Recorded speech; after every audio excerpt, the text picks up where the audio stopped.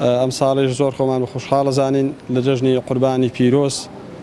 کە نێزیکە بینەوە بە هاوکاری خێرومەند و خێرخوازان توانیمان جلوبەرگ و پێڵاوی جەژن بۆ 121 منداڵی بێباک و هەژار لە سنوورەکەمان ئامادە بکەین و ئەو ڕۆژ لێرە بتوانین بەسەریان دابەشکەین. لێرەوە ئێمە زۆر خۆشحاڵین و زۆر دوعای خێر لە ئەو خێرخواز و ئەو خوا پێداوانە ئەەکەین کە بەردەوامن لە هاوکاریکردنی منداڵی بێباوک و منداڵی هەژار و گەیاندنی بەدەستی ئێمە یان بەدەستی خەڵکانێکی دیکەی خێرخواز. لێرەوەش داوا لە خێرومەندان و خێرخوازانەکەین کە هاوکارمان بن. ئینشاڵڵا ئەمە بەدەستەشی ئەمین چ لە بەسەرکردنەوەی ماڵەکان بە ئازوقە و خۆراک بە کۆمەچی دارایی چ بە جلوبەرگ و پێڵا و ئەو پێداویستانەی کە خەڵک پێویستیان ئەمە بەدەستەشی ئەمین لەگەڵیاندا ئابین و هەم بە کۆمەڵ و بە دەستە جەمعی بەسەریان دابەشەکەین و هەمیش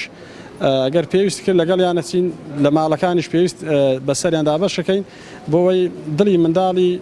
بێباوک و هەژار لەو جێژنەدا کە قەیرانی داراییە کە خەڵک بێموچێ بێ ئیشە بێکارە بزە بخەینە سەر لێوەکانیان بەخوای پەروەردگار لە بەهەشتی پان و بەرین ئینشاڵڵا پاداشیان ئەداتەوە و بە فیردەوس و لە ئەعلا شادیانەکە ئینشاءالله.